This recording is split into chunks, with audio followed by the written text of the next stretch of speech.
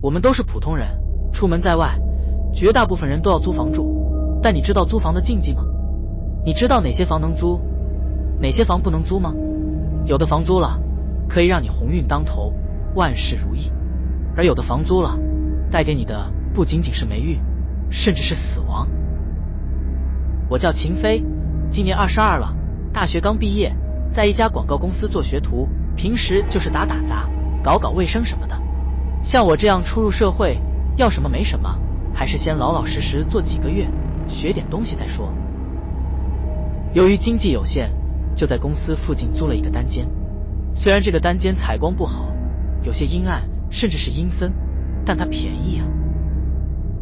那天和往常一样，我出门去上班，在关门的一刹那，冷不丁吓了我一跳，只见门上拍满了黑手印。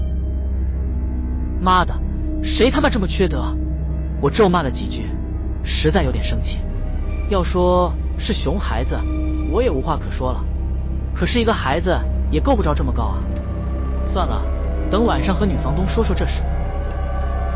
倒霉的是，在上班路上还不小心碰到一个老大爷，幸好那老大爷并没有讹我，只是说了一些莫名其妙的话。来到公司时，我的师傅已经来了，正在一边鼓捣着什么喷绘机。我师傅比我大1岁，看着挺老实的，性格却是蔫了吧唧的坏，总喜欢一本正经的胡说八道。其他同事不一会也来了，挺忙碌的，一个上午不觉就过去了。饭点了，我和师傅留下看着公司，其他人去吃饭了。就在众人走后，师傅接了一个电话，小跑着下楼了。2楼就剩下了我一个人。师傅刚下去不久，噔噔的脚步声自楼梯间响起，我才转身就看见老板娘走了过来。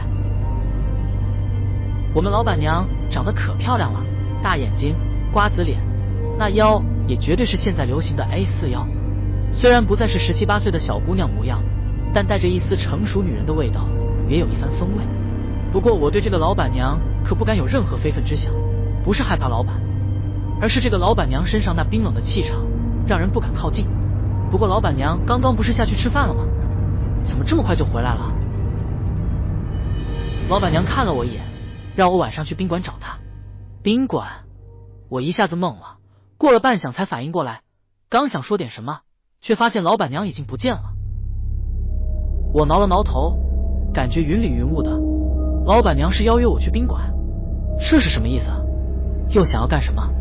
作为一个男人，面对一个大美女的邀请，不得不想歪。不一会，师傅上来了，看起来有点心不在焉。我想借这个机会打听一下老板娘是一个什么样的人也好。我小声说：“师傅啊，老板娘有说今天加班吗？”老板娘？师傅看了我一眼，脸色不是很好，压低了声音说：“你胡说什么？老板娘在半年前就已经死了，哪来的老板娘？”死了？我脑海中轰隆一声，变得一片空白。那这几天和老板朝夕相处的大美女是什么人？这么多人都看到了的。我笑了笑，说：“师傅，你在开什么玩笑？”师傅说：“谁给你开玩笑啊？”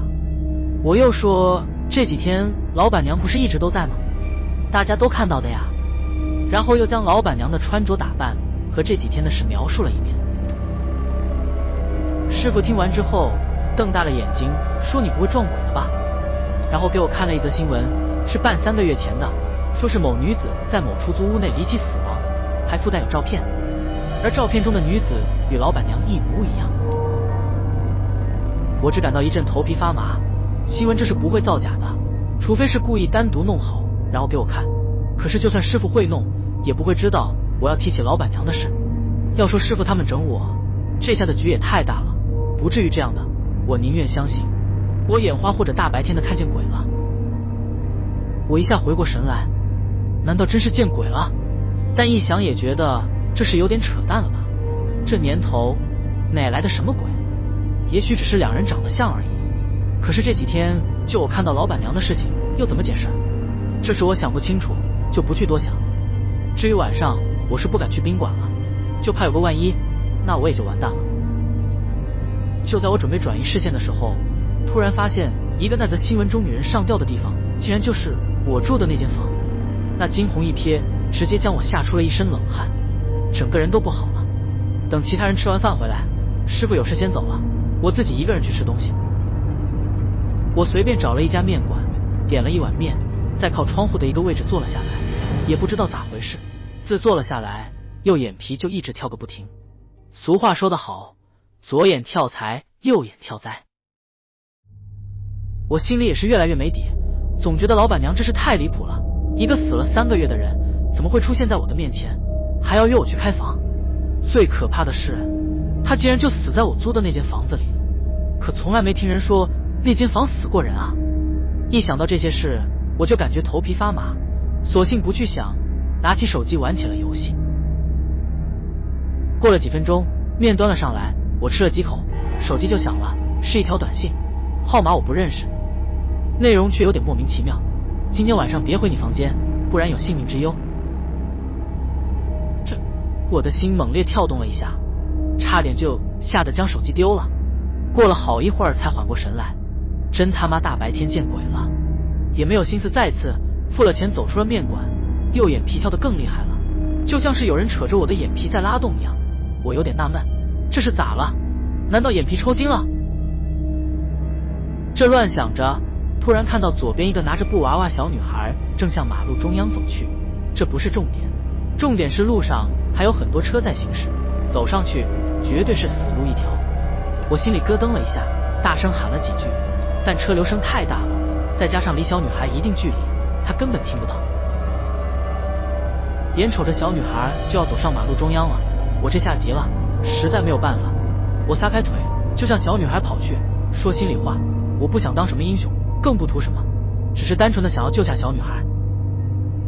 我记得上次这样不要命的跑市初中时候，是为了一个比赛，腿整疼了一个下午，但这次不一样，我这是在救命，就是疼一天我也得玩命的跑。眼看来急不了，小女孩这时转头看向了我，还对我笑了笑。我想提醒她快躲开，但为时已晚，一辆车正好从小女孩左侧驶了过来，小女孩一下子被撞飞，跌倒在马路上。现在这马路两边都是设有一些护栏还有花草什么的，小女孩的视野一下子就失去了。我眼睁睁地看着那肇事车辆从我眼皮子底下逃跑，却没有办法，下意识地把肇事车辆的车牌号记住了。如果小女孩出事，我就立马报警，不能就这样让肇事者逍遥法外。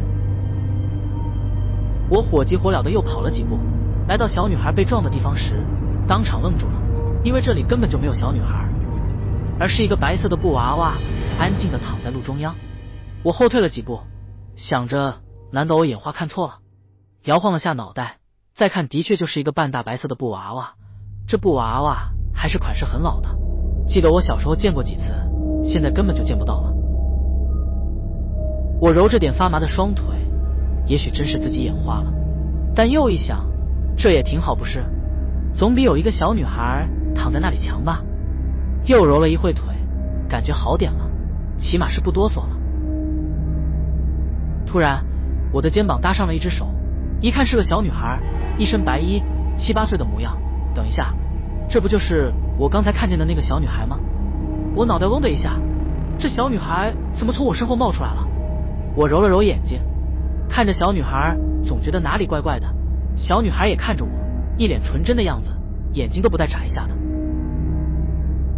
说实话，小女孩挺可爱的，尤其是眼睛水汪汪的，就是白了点，就像得了白血病似的，手中的布娃娃老了点。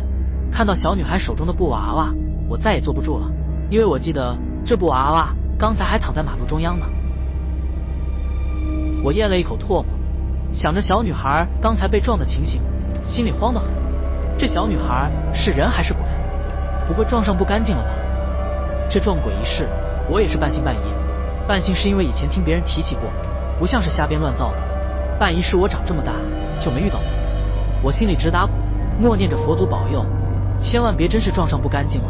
也幸亏是大白天，要是大晚上的，我可能真就以为是碰上不干净了。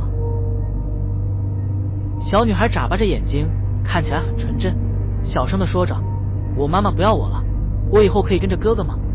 我呼了口气，听着声音挺正常的呀，难不成是我乱想，自己吓自己吗？不管怎么样，我也得冷静。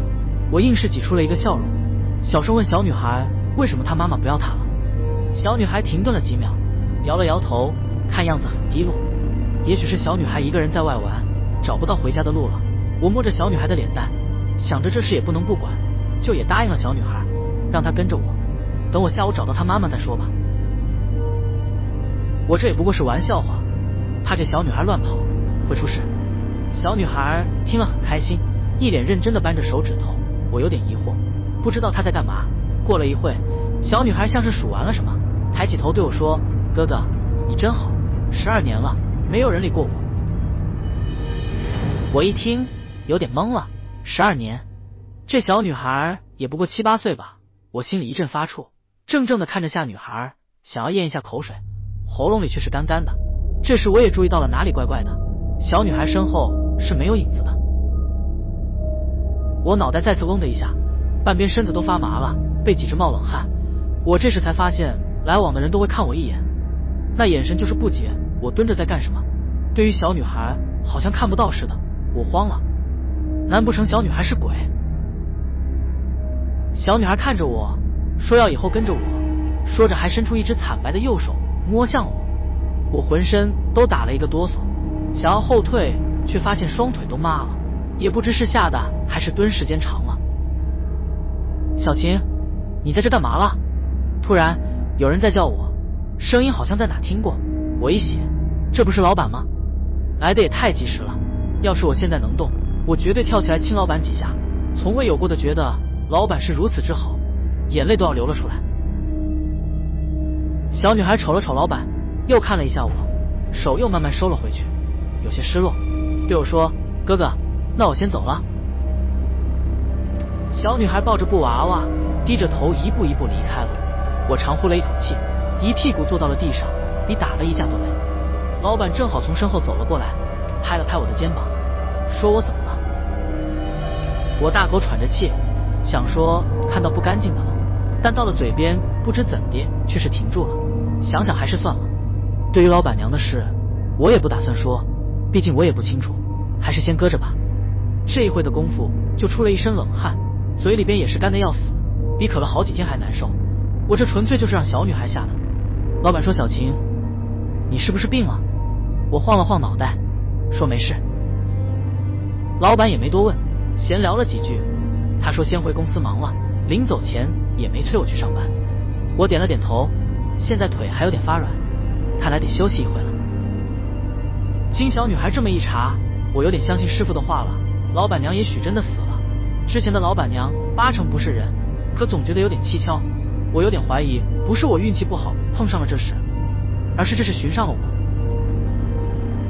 突然电话响了，是女房东打来的电话，心想房租什么的都交齐全了，找我还有什么事？我接听了电话，刚放到耳边，听到房东那边嘈杂一片，乱哄哄的，时不时夹杂着像是电流的声音。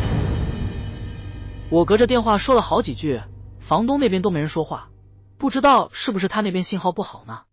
我直接按了电话，发了个短信，不到3秒，女房东就回过来了。你在哪啊？快回来，你房间有东西。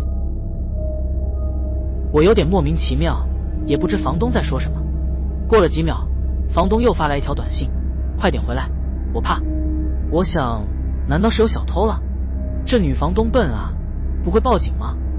我心中暗骂，今天点也不是一般的呗，先是撞上那东西，现在又有小偷在偷东西，时运不济也不是这样悲催啊。来不及多想，我拨通了师傅的号码，说了一下情况，说晚点回公司。小女孩的事先放一放，我知道这得找一个懂行的人给我看一看才行。现在当务之急是要回去把那小偷抓住，而且我也想回去问问房东，那房子3个月前是不是真的死了人。我原地蹦跶了好几下，双腿好了一点，才去坐公交。上了公交车之后，隐约听到有一个小女孩的声音，好像是说：“哥哥，不要去。”我疑惑地看了一下外面，只见车窗外一个小女孩怔怔地望着我，一脸不舍。而那个女孩就是刚才我见到的那个。我头皮发麻，恐惧瞬间直窜心头。小女孩说要跟着我，不会是缠上我了吧？心中直念叨：不要跟过来，不要跟过来。唯一庆幸的是，公交车开动了，车上也有不少人。小女孩站在那里，眼睛一眨不眨地盯着我，也没有要追过来的样子。我长呼了一口气，就这么几秒钟，出了不少冷汗。不管怎样，还是先回去看看我房间什么情况。很快，我下了公交，快步跑了起来，不一会就到了我住的地方。推开大门，先是直走几步，然后右拐是一条暗暗的楼道，即使大白天的，楼道里也是黑的有点吓人。而楼道最里一间便是我的房间了。我看着与平日里一般无二的样子，不像有小偷的样子。房东这是闲着没事干开的哪门子玩笑？正想着呢，突然眼前伸出来一只手，一下子捂住了我的嘴。一个女性声音我耳边响起：“别出声音，快点过来。”我身体一个哆嗦，差点就叫了出来。乍一看那只手，以为是小女孩也跟了过来。我赶紧点了点头，身后那人才放开我。我转身一看，原来是女房东。我抚了抚胸口，靠在墙上大喘气。也不是我胆小，短短1小时内，先是老板娘，后是小女孩，给谁也会神经紧绷起来的。女房东也不说话，似有什么难言之隐，忌讳的看了一眼楼道里，拽起我的胳膊就往楼上走。我开口说了一个“你”字，本是想问你干嘛呢，结果女房东整个人都扑了上来，一下子就把我按在了墙上，双手紧紧的捂住着我的嘴巴。这下太突然了，我来不及防备，后脑勺咚的一下就撞在了墙上，撞得我头晕目眩。我有点火气了，想推开女房东，却看到房东脸色惨白，一个劲的在给我使眼色，而那个方向是楼道里。难道楼道里有什么不对劲吗？我也没细看，先是点了点头，示意他放开我。女房东松开了我，一个字也不说，又拉着我就是往楼上走。在上楼梯前，我好奇的看了一眼楼道里，也不知是看错还是什么，总觉得楼道里好像有东西在蠕动。咚！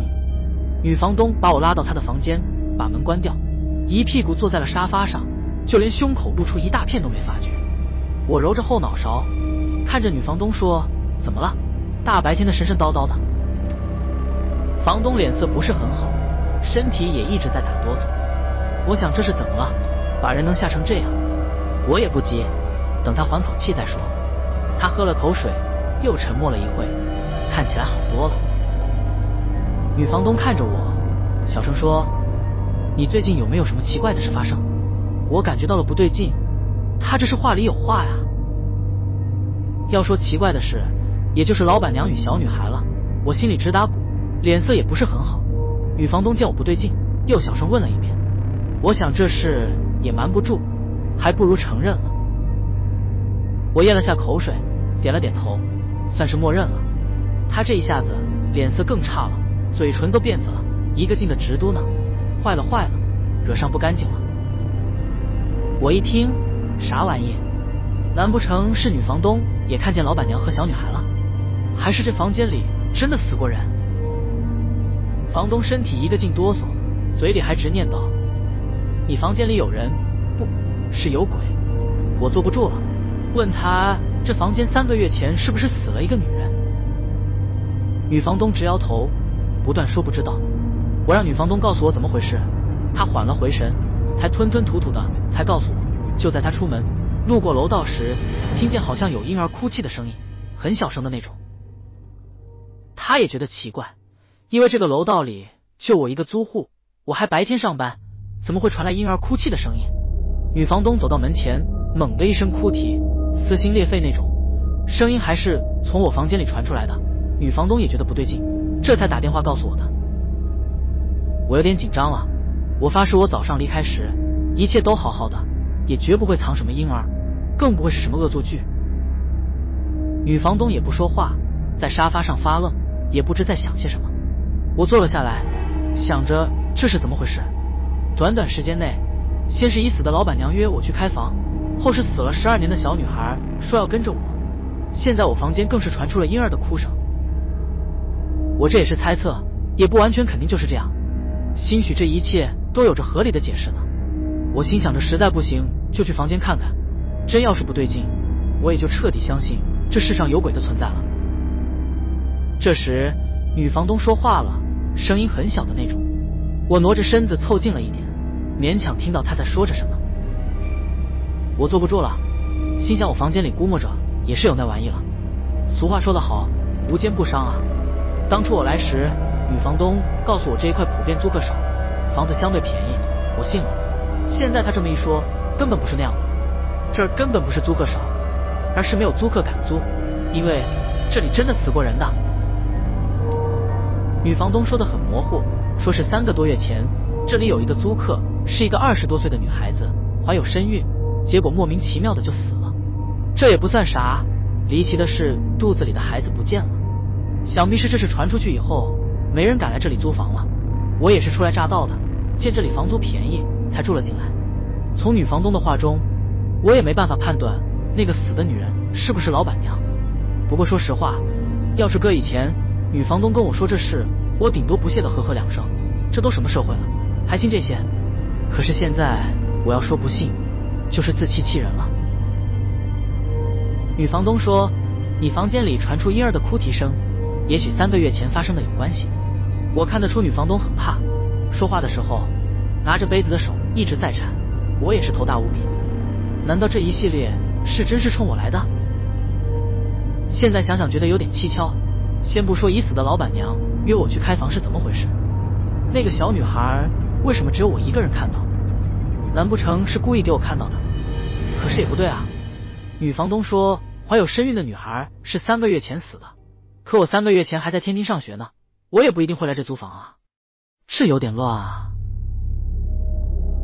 等等，那条短信，我想起来了，中午吃饭收到一条短信，让我晚上别回来，不然就有性命之忧。这么说，给我发短信的那人早知道我房间里有古怪吗？我才意识到，那不是恶作剧，而是在提醒我。我伸进口袋，拿出手机，滑动解锁，可是屏幕上显示的不是平日里弄好的墙纸，而是一个布娃娃。布娃娃身上还印着几个大字：哥哥，快走！我呀一声，头皮都要炸了，只觉这房间都变得惊悚无比。是小女孩跟过来了，她缠上我了。我记得她说过要跟着我，我当时不以为，竟然答应了她，现在真是肠子都悔青了。小时候听人说起过，要是大半夜有人叫你名字，千万别答应，不然魂就没了，因为喊你的不一定是人。我觉得我就摊上类似的事了，小女孩提出了一个要求，我稀里糊涂的答应了，然后小女孩理所当然的缠上我了。对于这些，我不知道是不是存在着些什么说法，但现在遇上这事，只觉得毛骨悚然。我下意识的就扔掉了手机，不敢看着那几个字，唯恐下一秒小女孩的模样浮现在眼前。女房东一愣，看着扔在地上的手机，又见我脸色不对，显得更加害怕了，低声说：怎么了？我不知该如何和她说，况且对她说了也没用，会让她更害怕而已，只好故作镇静地摇着头。趁我一个不注意，女房东从地上捡起了我的手机，我阻止已经来不及。女房东看着手机，脸色突变，一声惊叫扑到了我的身上，手机再次掉在上，下一刻传出了让我快要崩溃的声音：哥哥，快走！女房东再也承受不住，哭了起来，身体哆嗦个不停，嘴里一个劲地说有鬼。我好不容易挣脱起来，抓起手机摔了个粉碎。小女孩的声音消失，我呼了口气，手脚控制不住的在抖。女房东脸色皱白，惊魂未定的蜷缩在沙发上，紧身裙退到了大腿根处，内裤露了出来都没发觉。我找了一件衣服，赶紧给她盖上。我坐在沙发上，低吼了几声，心乱如麻。小女孩确信是鬼无疑，而且缠上我了。我不知道该怎么办，我真的很害怕，身体都在控制不住的哆嗦。我掐了一下大腿，告诫着自己必须要冷静。我开始捋着今天发生的事，早上起来门上多了一些黑手印，然后出门上班，上班路上与一个老大爷相撞。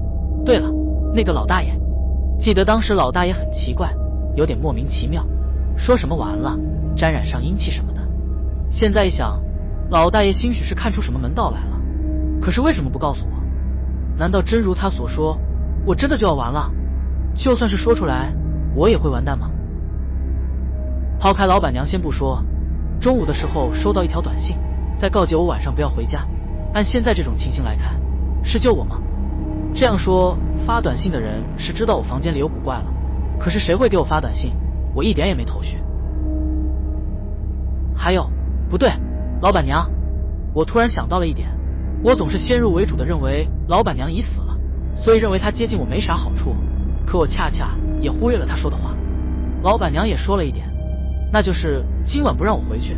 这么一想，我也奇怪了，为什么来了好几天，偏偏是今天老板娘会出现呢？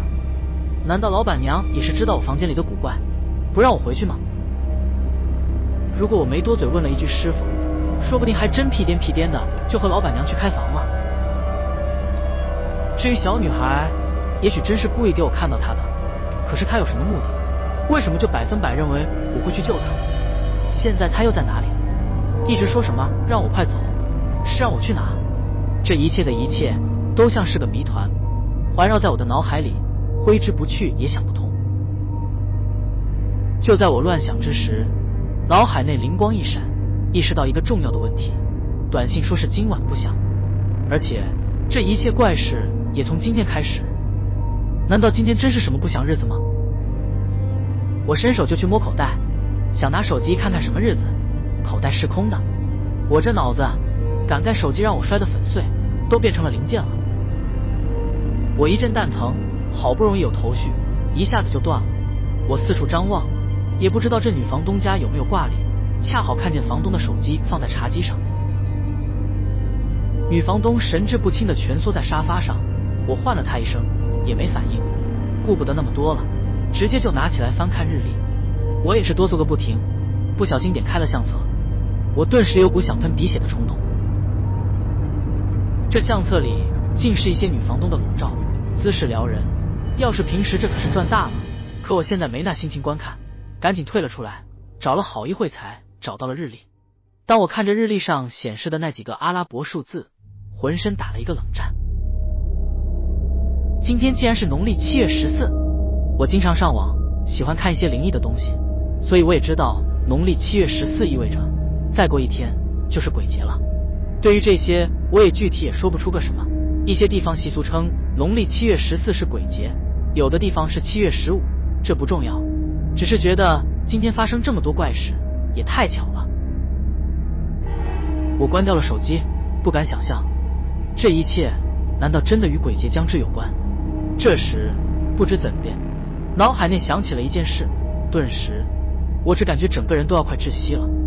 3年前的农历7月14，爷爷去世了，而今天恰巧不巧的是爷爷的3周年。我呆坐在沙发上，脑袋一片混乱。我不知道爷爷刚好去世是否和今日有某种联系，但爷爷临终前提到的几个词，我相信绝对不是什么所谓的巧合了。我狠狠地打了自己2巴掌，脸上传来火辣辣的感觉，让我冷静了许多。我努力回想着3年前的点点滴滴，说不定对我有帮助。我记得那天凌晨刚过不久，大伯就急匆匆地来到我房间，对我说爷爷快不行了，叫我赶快去一下。到了爷爷的房间，只见爷爷躺在床上，一旁站着3个人，我到现在都记忆犹新。其中一个是我二爷爷就不提了，另外2个人虽然不认识，但很有特点，身形差异极大，一胖一瘦，胖的高，瘦的矮个，年纪上看起来比二爷爷小了几岁。二爷爷见我进来以后，摆了摆手，让那2人以及大叔伯走了出去。我来到床边，看到爷爷的样子时，身躯一震，爷爷整个脸部肿，嘴唇发紫，一双眼球都翻过来了。说实话，我不知道怎么会这样，记得爷爷一直好好的。二爷爷趴在爷爷的耳边低语了几句，不时的还点点头，可我也没听见爷爷有说什么。过了一会，二爷爷才站起身，对我说爷爷有话要跟我讲，让我靠近点。我半蹲下，看见爷爷的嘴唇已经在动了，这是有话对我说。我赶紧把耳朵贴了过去，听到了几个词，什么7月、天、百鬼等，我有些不明不白，想再问时，发现爷爷已经没气了。我低声叫饿几句爷爷，应噎着哭了起来。二爷爷也跪了下来，低吼了一句大哥，趴在床沿上哭了起来。也不知过了多久，有人拍我肩膀，我才起来，一看是大伯，叫我出去，说二爷爷找我。我这才发现二爷爷不知道什么时候已经到了外面。我看着二爷爷的背影，不知该说什么，还是二爷爷先开口对我说：“七月不祥啊，以后如果你遇到怪事，第一时间告诉你大伯，不然会有危险。”二爷爷说完这句就又回房间了。我不懂二爷爷为什么这样说，当时以为是爷爷死了才会说七月不祥，现在看来二爷爷早知道我会遇到这些事的。想到此，我浑身都在打颤。爷爷提到了七月、百鬼还有天等，七月一定就是7月中旬了。百鬼让我想到了百鬼夜行，也许就是明日了。那天呢，我不知道什么意思。二爷爷更是明确告诉我要第一时间联系我大伯，可我把手机都摔了，大伯的联系方式我也没有记住，打电话是不可能了。我看了一下时间才1点多，回家还来得及，只能回家了，不然我也许性命不保了。到了这时刻，我已经彻底相信这世间是有神鬼存在的。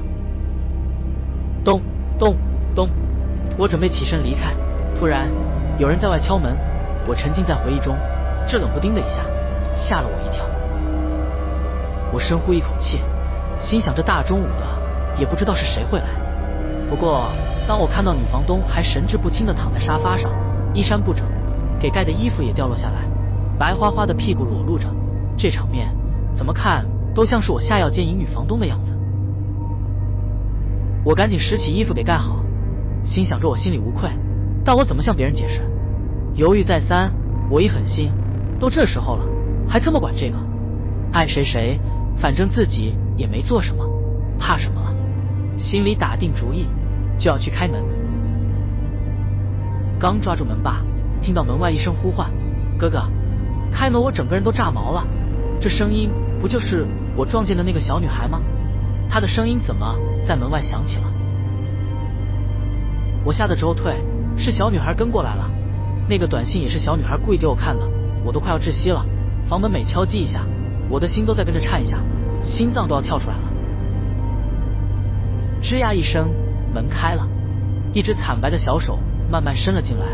我一下蹲坐在地上，惊恐地看着还在缓缓打开的门，精神机遇临近崩溃的边缘。我现在才知道什么是精神上的折磨，远比肉体上痛苦无比。我多想我手中有一把刀，然后疯狂地刺入太阳穴，就像午夜凶铃里贞子在一步步逼近。那两个女孩精神上受不了一样，开枪自杀了。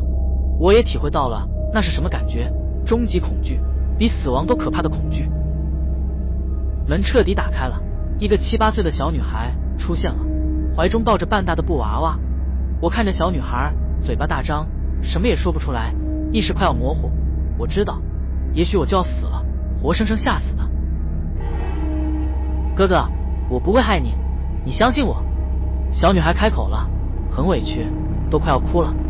这时我心间像是有人狠狠捶了我一下，恐惧在逐渐消散，意识恢复清醒，心头又猛地一颤，竟然有点心疼起小女孩了。我不知道这是怎么回事，也不知是不是小女孩强行干扰我的情绪，让我没有那么害怕，理智了很多。这种感觉我无法用言语去表达，但我清楚刚才真的在鬼门关走了一遭。缓了几口气，我突然想开了，最坏的结果不就是死吗？我有什么可怕的？小女孩铁定要我的命，我能怎么办？想通后，我起身，才感觉两腿间洼凉一片，低头一看，我勒个去，真的吓尿了，刚才都没感觉到。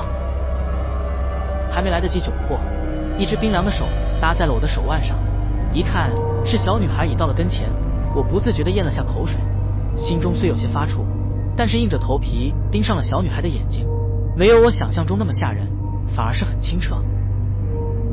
小女孩转身拉着我就走，我差点就摔倒了。不知道这小女孩力气会这么大，只是随意一拉，胳膊感觉都要拽下来了。小女孩根本不在意，硬生生就把我拖到了门外面，然后用力一扔，我整个人都飞了起来似的，扑通一声掉到了地上，摔得我腰酸背痛。我爆了一句粗口，这也太欺负人了。我爬起来刚想说几句，看见小女孩站在门口对我笑，掠过小女孩，她身后一片漆黑，地面上、墙壁上像是用墨水染过一样。我仔细一看，心中骇然，再一次感到了惊悚。那印在地面上墙壁上的分明是一个个黑色手印，生生把半个楼道都要吞噬了。再过片刻，我和女房东都要让这鬼手印吞噬了。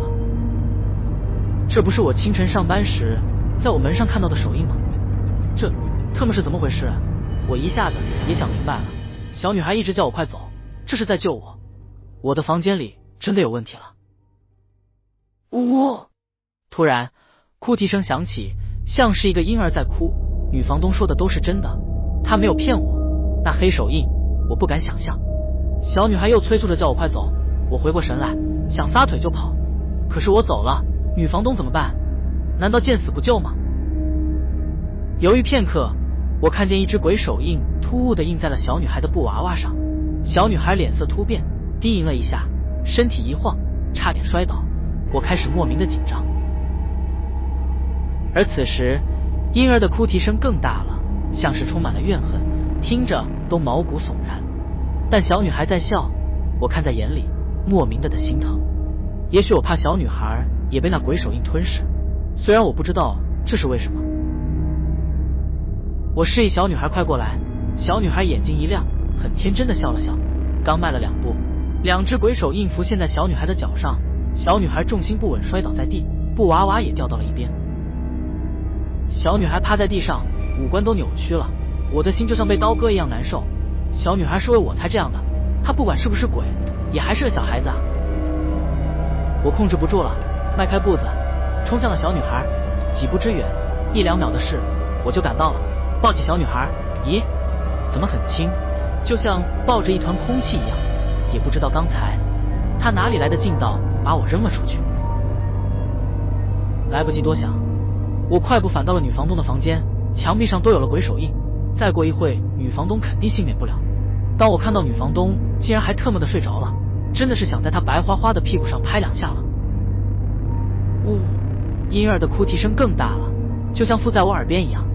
这关头哪里顾及男女有别，上前一把抱起女房东的身体，扛在了肩上。在这关键时刻，身体也不知道哪里来的力气，扛着女房东就是飞奔着向楼下跑。也幸亏小女孩很轻，不然我真扛不住2人的重量。刚到楼下，差点没刹住，把女房东扔了出去。整个1楼都变得漆黑无比，印满了鬼手印。我说来时总觉得我房间楼道里有什么东西在蠕动，原来是这鬼手印啊。我深呼吸一口气，安慰着小女孩别怕，眼看唯一的出路也快要让鬼手印吞噬，拼了！我怒吼一声，撒腿就向前跑去，心都要飞出嗓子眼去了。我不知道这手印是什么东西，但看小女孩脸色极其痛苦，就知道触碰不得。我感觉双腿都快麻木，眼看就要来不及了。在离大门还有1米远时，卯足了劲一跃，抗着女房东就跳了起来。小女孩紧紧地抱着我，不敢撒手。我心中执念阿弥陀佛，干脆闭上了眼睛，听天由命吧。下一秒，一股钻心般的疼自小腿直窜脑海，我倒吸了一口凉气，差点晕厥过去。这扛着一个人跳起来落地，还真不是说着玩玩的，我都怀疑我是不是骨折了。我再也控制不住了身体，一个猛子向前倒去，女房东更是飞了出去。不过我也管不了了，能做的也做了，至于待会什么情况，我是认命了。我又是倒吸一口冷气，身体摔在地面上，都感觉要散架了。我一纳闷，脸部传来软绵绵的感觉是怎么回事？难道摔得我没知觉了？我睁眼一看，差点喷了，一个粉红色的内裤映入眼帘。再仔细一看，这不是女房东吗？我恰巧不巧的趴在她的2腿之间了，这姿势也太少儿不宜了。这香艳的场面要是放到平时，我一定把持不住了。不过今天就是模特裸体站在这，我也得保命要紧。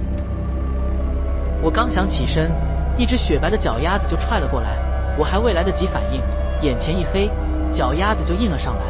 顿时间，心中都不自觉地竖起了大拇指，给这一脚打了满分。这尼玛一脚堪比国足开大脚啊，也太结实了。我一个翻身，差点没昏过去，隐约听到了一句流氓，是女房东一下摔醒了，此时揉着身体，愤怒地在看着我，我都快要气炸了，救了你还要踹我。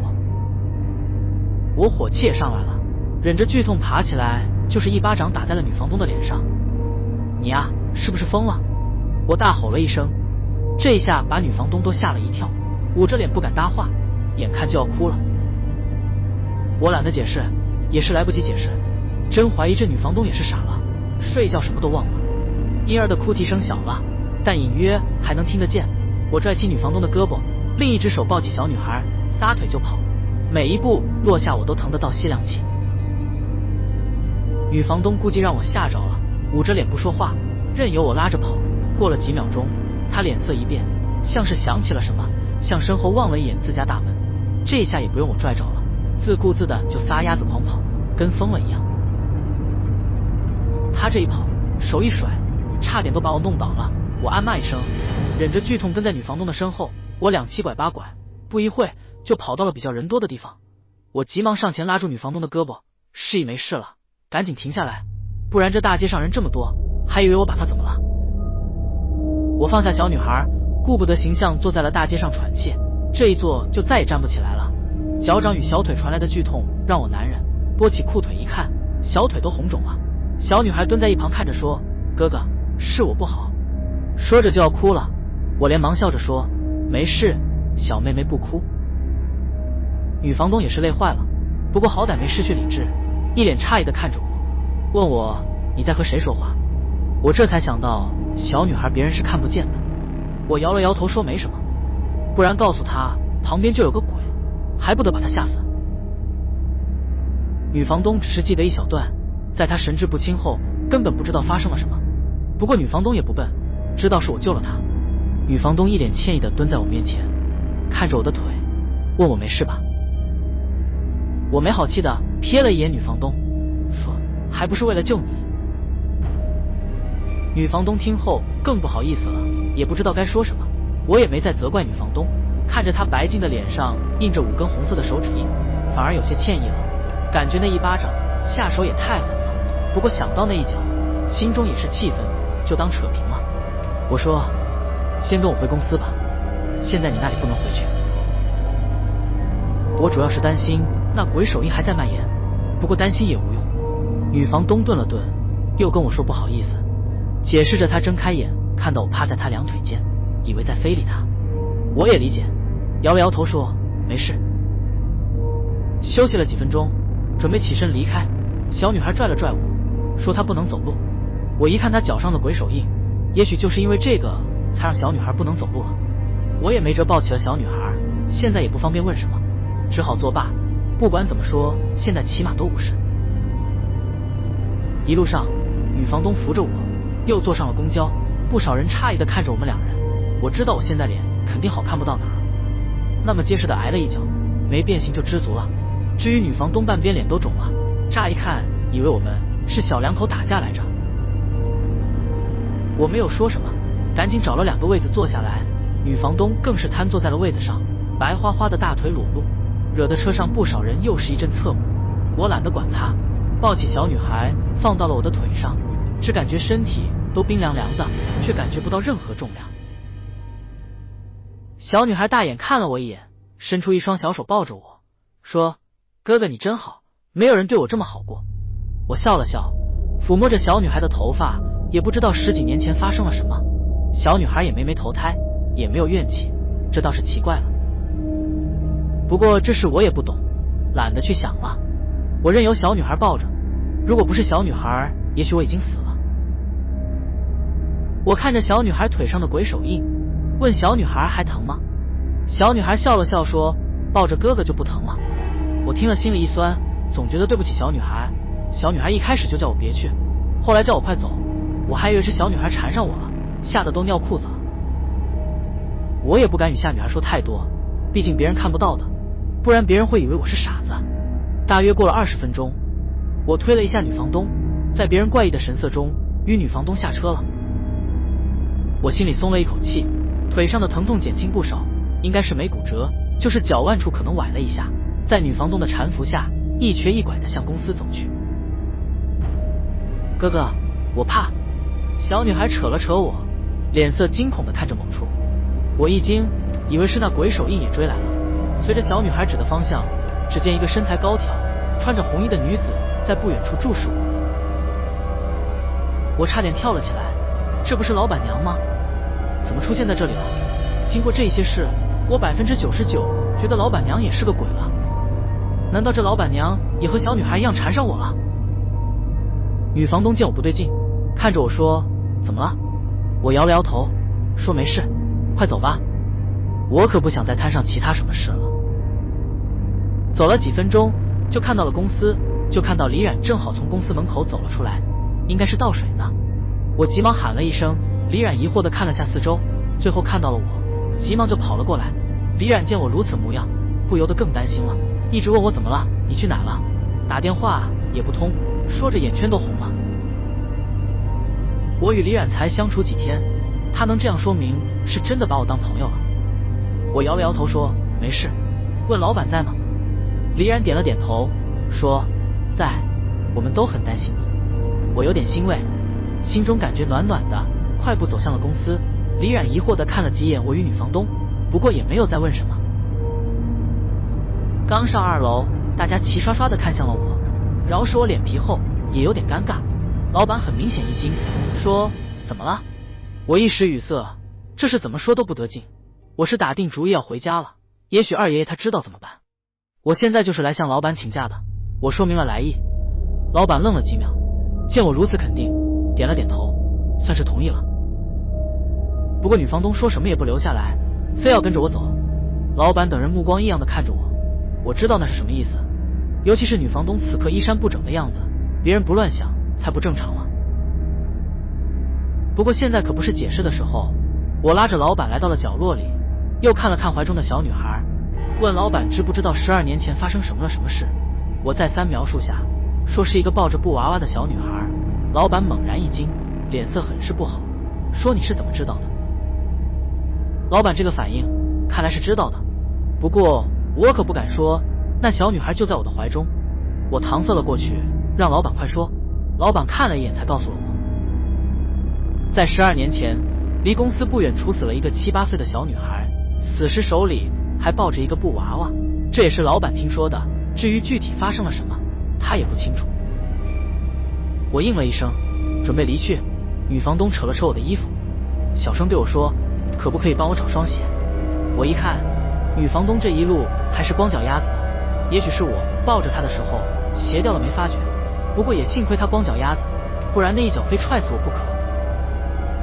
女房东的话，别人自然听到了。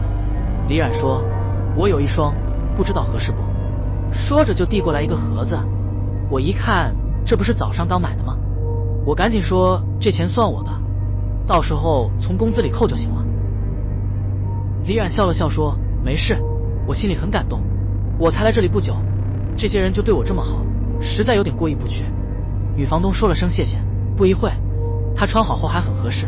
我又道了声谢，准备走时，老板又叫住了我，告诫我小心点，说这些年有人看见过那个小女孩，有高人算了一下，说是在寻替死鬼的。老板这么一说，我有点发怵，看了看怀中的小女孩，怎么看也不像啊。我应了一声，老板也是好意，但我不能把刚才发生的告诉他们，那样只会连累他们。我刚下楼出了公司大门，小女孩突然扯了我一下，紧紧地抱着我说：“哥哥，我害怕。”我摸着小女孩的头，问怎么了。小女孩不说话，指了指我后面。我以为怎么了，这一转身吓了一跳，老板娘又出现了。我咽了一下口水，看着眼前的老板娘，心里有点发毛。小女孩也紧紧抱着我，身体都在发抖。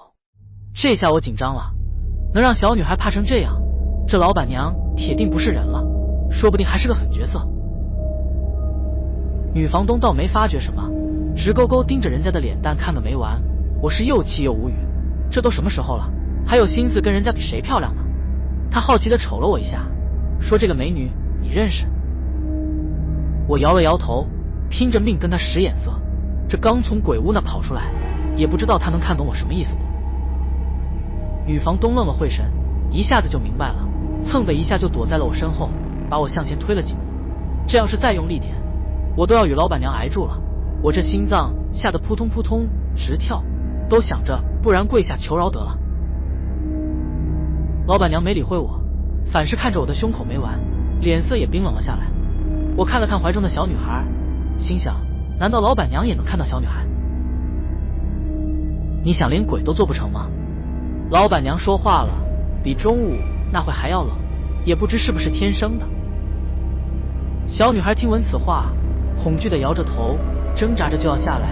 我还没反应过来，小女孩一下子就摔在了地上。我弯腰就要抱小女孩。哥哥，不用管我了。小女孩恐惧地摇着头，不让我碰。我不知道为什么，但一定与眼前的老板娘有关。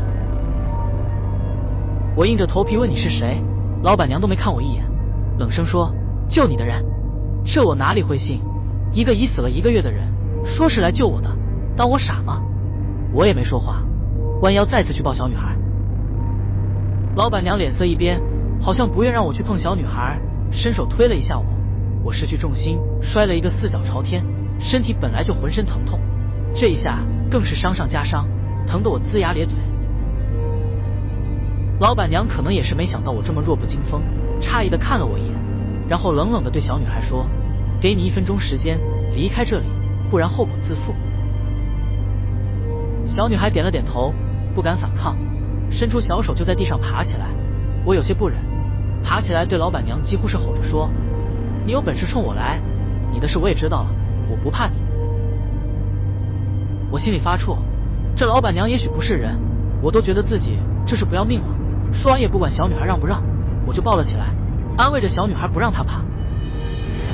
老板娘明显一愣，语气稍微缓和了一点，说：我是为你好。我才懒得搭理她，转过身拽着房东大姐就走。就算小女孩是鬼，我也王八吃秤砣，铁了心的认了。再说了，老板娘我都不知道咋回事，我怎么可能信她？小女孩没有说话，一双小手紧紧地抱着我，还是很害怕。我不清楚老板娘跟没跟了上来，反正我不敢回头去看。这时女房东小心地拽了我一下，小声说：是不是有什么东西？我看不见。女房东虽然看不见，但又不傻，一路见我动作怪异，时不时独自言语。刚才我又和老板娘为了小女孩起争执，一定是猜到了什么。我瞥了一眼她，不予理会，一步一瘸地走着。小女孩的事实在瞒不住了，再告诉她，不然只会让她更加害怕。女房东也没再多问，上前扶着我，又问我好点没。我点了点头，说没事。不一会，来到了一个公交站牌下，女房东说：这是去哪？我告诉她坐公交去火车站。她哦了一声，低着头不说话了，看样子挺失落的。女房东的心情我也能理解，给谁摊上这档子破事，能心情好了起来。不过我也奇怪了，以前就没发生这档子事吗？我想应该是没有吧，不然女房东也不会租房给我的。女房东虽然瞒了我，但她给我的感觉也不坏的。大概过了5、6分钟，有一辆公交车缓缓开了过来，停在我的面前。我走进去一看，发现里面没有一个乘客。这时间是下午2点多，虽不是下班的高峰时期，但也应该或多或少有些人的，实在有点奇怪。那司机看起来40多岁，只是感觉哪里怪怪的，也没看我一眼，冷冰冰地说了一句：不能抽烟，不许玩火。我也知道这公交车也算是个公共场合，吸烟是不允许的，反正我也不吸烟，也没太在意。掏了2块后，一瘸一拐地找了个位子坐了下来。女房东挨着我也坐了下来，看样子是真的累了。车缓缓开动了，挺稳的，就是有点慢。刚起步没多久，女房东打了一个哆嗦，搓着胳膊说：有点冷。我也不以为意，心想不算内衣你也就穿了一件，还是包臀裙，不冷才怪呢。我闭上了眼睛，想休息一会，实在是有点累了。女房东应了一声，我也就昏昏沉沉地睡了过去。也不知过了多久，感觉有人在很用力地摇晃我，是女房东在叫我。我以为到了火车站，就起身下车。女房东一把拉过我，脸色惊恐地指了指外面。我这一看，顿时一下子清醒了过来。这是哪？我看着车窗外一个个土堆前杂草丛生，偶尔还有一些歪倒着的墓碑，瞬间蒙圈了。怎么睡了一觉，这车怎么就开到乱葬岗？下一刻，我遍体生寒，意识到这次又撞上了那东西了。房东大姐推了我下，带着哭腔说：现在怎么办？我脑袋一片混乱，哪里知道怎么办。我实在想不通这是为什么，一而再再而三的会遇到这种事，心情也是莫名的烦躁起来。这时小女孩拽了我一下，对我说：“哥哥，我以前来过这里。”我一听这话顿感不妙，小女孩来过这里，这不就是说死人才来这里的吗？不行，再这样下去可能我也要死在这里。我起身就直奔着司机那里去，不管他是人是鬼，这车必须停下。可我到了跟前一看，傻眼了，这座位上哪有什么司机，只有一个纸做的小人坐在那里，手脚在轻轻晃动，姿势就像是在开车。我惊了一身冷汗，我敢保证车很平稳，一点也不颠簸。那么就是这纸人在动。突然那纸人好像知道我在想什么一样，脑袋一歪看向了我，然后对着我笑了。我只觉毛骨悚然，这简直太诡异了，一下子想到了农村有人死后亲人会给死者烧什么用纸做的胶子、车呀，甚至女人都有。这八成是坐上了用纸做的公交车了，不过我不知道怎么会坐上这死人用的东西了，上车时明明是一位大叔开的车啊。我急忙回到座位，看着女房东说：“这是怎么回事？我睡着时发生了什么？”她一个劲的摇头，说不知道。我眯了一会眼，醒来就是这样了，然后就赶紧叫我。我有点急了，又问小女孩知道怎么回事不？小女孩低着头小声说：“小林也不知道。”我深呼吸了口气，小女孩是指望不上了，只能靠自己了，实在不行就跳车吧，反正这车开得挺慢，跳下去顶多擦伤，这么一直开下去，谁知道会是什么地方，说不定是阴曹地府，也许稀里糊涂的就这么死了。我刚把想法告诉女房东，小女孩就拽着我说不能跳，跳下去会死的，然后给我指了指车窗外。我这一看什么也没有，也不知道小女孩让我看什么。小女孩眨巴了一下眼睛说：“外面好多人的。”我稍微起身仔细瞅着外面，除了数之不尽的坟地外，还是什么也看不到。我心想，这小女孩死了10几年了，但也就7、8岁，说起来还是小孩子，有些事也说不清楚，我也没再问了。可是这样下去也不行，必须得想办法停车。我环顾了一下车内，挺干净的，只是颜色上越看越像纸做的，越是这样越觉得浑身不得劲。当我抬头看到车顶上醒目的4个大字时，浑身鸡皮疙瘩都起来了。这4个字就是小学生也念得出来，生人勿近。这一思明白，是活着的人不能进来，是专拉死人的吗？我背脊发凉，再也坐不住了。这样下去，我和女房东怎么死的都不知道。俗话说狗急了都跳墙，何况是人呢？我心一横，管不了那么多了，快步来到司机座位那里，指着纸人就吼：“你这鬼东西，快给我停车！”那纸人好像能听懂我在说话一样，对着我摇了摇头，那意思就是不给停车。我顿时火了，也不知哪里来的勇气，上前就要去抓纸人，吼着：“你个鬼东西，老子撕了你！”女房东也是没想到我会这样，上前一把拉住我，不让我犯险。谁知道撕了那纸人会是什么结果？女房东这一拦，更激起了我心中的兽性。你特么的什么臭玩意东西，老子不怕，大不了一起死！我吼着大骂，跟疯了一样。别看我平时好脾气好说话，这逼急了也是什么事都做得出来。我也知道，要是就这样死了，谈什么素质，跟鬼去谈。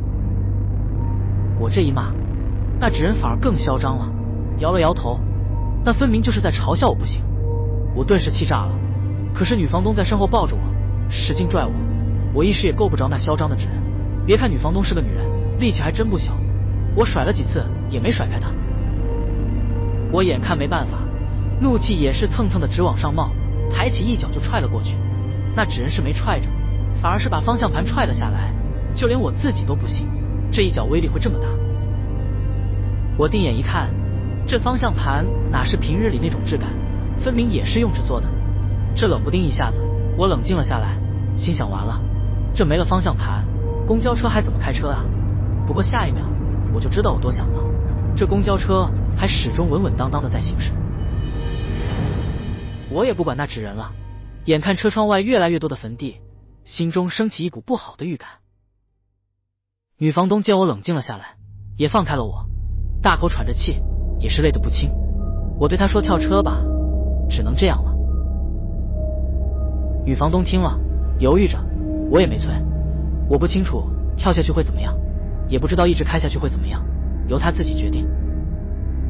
女房东还没开口，怀中的小女孩又拽了拽我，说跳下去会死的。我看了一眼小女孩，不像是在说谎，但我问她为什么，她也说不上来，就说车窗外有很多人在等着呢。我一时又有点犹豫，小女孩一开始就救了我，不可能骗我。我也没办法，又问小女孩这车去哪里，开下去会怎么样。小女孩沉默了一会，说小林也不知道去哪里，但是这样下去哥哥会和小林一样。我一听顿时懵了，和他一样不就是死吗？这横竖都是死，只不过是早死晚死的问题而已。这无异于宣布我是个死人了。我再次看了一眼车顶上的4个字，生人勿近。也许我自上了公交车的那一瞬间，我已经死了。想到这，我心灰意冷。我不知道自己是个活人还是已经死了，但不管哪样，我都不知道该怎么办。女房东看着我说，还跳吗？我抬起头看了看她，对她说不用了，但我没告诉她实情，怕她接受不了。女房东见我这个样子，坐在我旁边沉默了一会，说是不是会死？女房东大小也是个收租婆，也接触过不少人，对于我这个初出茅庐的小子还是能猜出一点的。我不想在此事上纠结，勉强笑了笑，问她脸还疼吗？她摇了摇头，说不了。她也没再问我，也许她已经知道了，不久后我们都会死去。过了一会，女房东看着我说还怕吗？我点了点头，说都要死了，能不怕吗？她笑了笑，伸出胳膊搂住了我，我也没说什么，任由她搂着。我知道这是2个将死之人最后一点的安慰了。女房东开始说着她近年的经历，累过苦过也开心过，只是没想到会就这样死去。我叹了一口气，我不知道是她连累了我，还是我连累了她，心想也就这样了，死时能有这样一个美女陪着我也算值了。看开了，反而从容了许多。这时女房东松开了我，怔怔地看着我，小声说，碰过女人没？我脸一红，点了点头。对于这种事还是放不开，虽然不是第一次了，但还是很拘谨。女房东笑了一下，嘴唇附在我的耳边轻轻问我，那想不想和姐姐试试？说着整个人就贴上来了，酥软的胸部在我胳膊上蹭来蹭去。我也好歹20好几了，只感觉雄性荷尔蒙直往上窜，要是没反应那就太丢人了。说实话，女房东谈不上很漂亮，但也不差，别看26、7了，处处透露着小女人姿态，尤其是嘴唇特别性感。刚来那会，我见了女房东心里就歪歪过，心里也是痒痒的。不过看到小女孩眨巴眼看着我又看着女房东，一脸好奇的样子，我生生又忍住了，真是生不如死啊。你比姐姐小几岁，心眼挺好，没扔下姐姐不管。你不嫌弃的话，姐姐就是你的人了，死后也算有个伴了。女房东整个人都贴身上来了，直接跨坐在我的双腿上，也得幸亏她碰不到小女孩，不然那就真尴尬了。我喘着粗气，双眼直勾勾的盯着房东大姐，包臀裙自下而上慢慢提起，她惹火的身材一览无遗，我也忍不住了，反正都要死了，还不如快活一下，伸出双手就抱住了女房东。我也是放开了，对她说，我不嫌弃，死后有这么漂亮的媳妇也值了。我和女房东真的没有什么感情可言，我来到此不过1个礼拜，也没多说过几句话。要不是今天发生的事，也许我和她以后也不会有交集。人要死了，才知道活着有多好。小女孩突然一拽我，我以为是小女孩故意打搅我的好事，我也没搭理。可是小女孩紧接着又拽了我，指着前面说，哥哥，那里有人。我顿时一惊，忙随着小女孩指着一下的方向一看，只见前方不远处有一个人在站着。这也太诡异了，这荒郊野地的全是坟地，而那人就站在一个坟墓上，离得近了。那人向公交车招了招手，示意公交车停下来。我也感觉到公交车的速度真的在减缓。我有点懵，但立马感到了不对劲，这外面都是数之不尽的坟地，能在这里出现的人还是人吗？我赶紧让女房东从我腿上下来，叫她穿上衣服，然后看着那人。说实在的，我心里又开始紧张了。不是说我现在又怕死了，而是人对于未知，不管是好坏，都会紧张。公交车越来越慢，最后停下，车门正好对着那人，车门打开了。不过奇怪的是，那人却站在原地不动，迟迟也不进来，也不说话，而公交车就那样停着，也不开动。我瞄了瞄那人，有点想不通，那人不上车，为什么还要招手呢？小女孩在我怀中缩了缩，轻轻拽了我一下，好像很害怕的样子。我小声说怎么了？小女孩告诉我说，外面有好多人要上来，但是让那个大哥哥挡住了。我半起身瞅了瞅外面，什么也没有，这就有点奇怪了。小女孩不是第一次说他们了，难道外面真有我看不到的东西？我瞅着外面数不尽的坟地，心想小女孩所说的他们，难道是这里的孤魂野鬼？也许只有这种可能了。我心里有点后怕，怪不得小女孩不让我跳车，跳下去等于跳入死人堆里。不过话说回来，等会也是死，就是不知道怎么个死法了。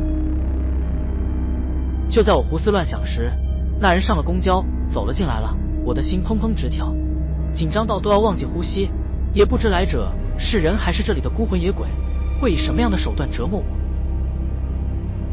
我也不敢开口，只是就那样怔怔地看着来人，有点任人宰割的感觉。公交车在那人上来后缓缓地开动起来，不过好像不是那么平稳，有点抖了。让我出乎意料的是，那人找了前方的一个座位就坐了下来，根本就没看过我一眼，这跟我想的有点不一样。我又瞄了一眼，那人看起来很年轻，年纪和我好像差不多。我心中突然闪过一个念头，难道他也是莫名其妙的坐上了这公交？我越想越觉得可能，如果是这样，我必须告诉他公交车的可怕，不然等会就来不及了。我打定主意，但还没起身呢，那人倒是先说话了，坐着别动。我一听，这好像是在对我说的，可我都还没开口呢，他怎么知道我要起身啊？小女孩又拽了拽我，小声告诉我，那人很可怕。我听小女孩都这样说了，也就悻悻地坐着没动了。反正我是死定了，也管不着别人了，只是想到我死了以后会让二爷爷和大伯很伤心。女房东看了看我，也没在意那人，又搂住我，对我说，以后我就是你老婆了，你就是我老公了。我觉得有点好笑，没想到女房东这么认真，在临死前都有心思说这个，实在有点猜不透这女人心啊。我也没多说，点了点头，算是承认了。女房东笑了笑，搂着我喊了一声老公。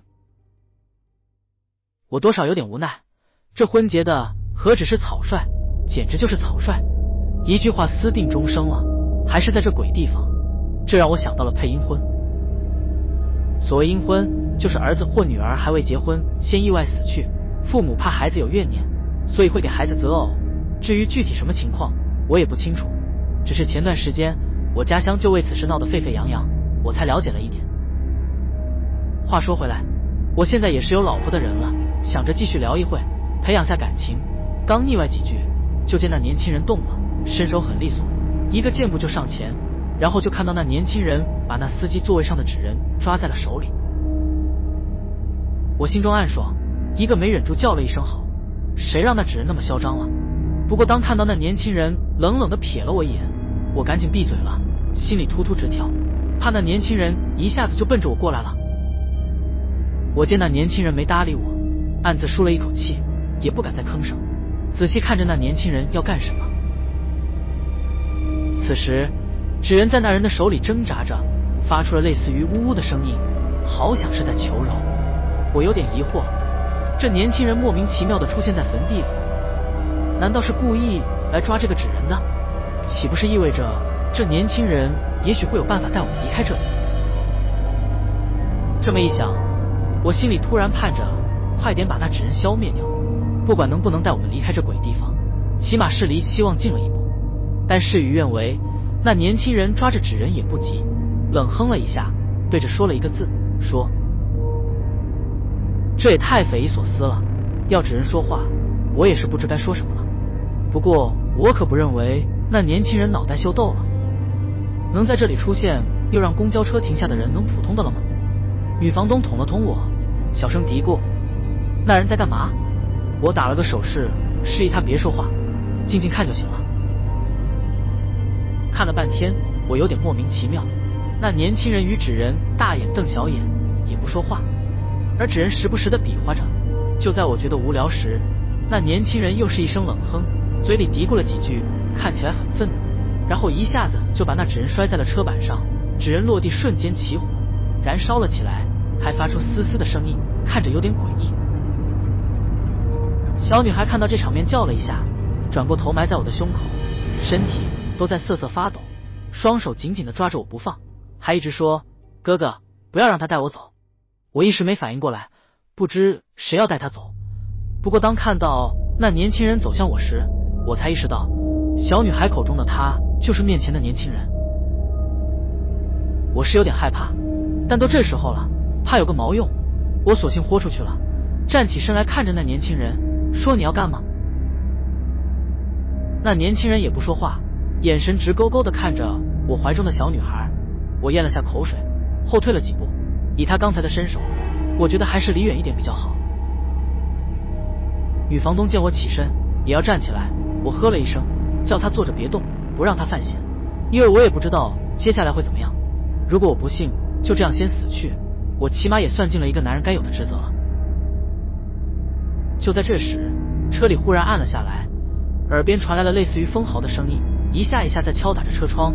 我下意识的就看向了车窗外，这一看差点吓尿，饶是我做好面临死亡的准备。看到这一幕还是瘆得慌，车窗外不知道什么时候竟布满了黑色手印。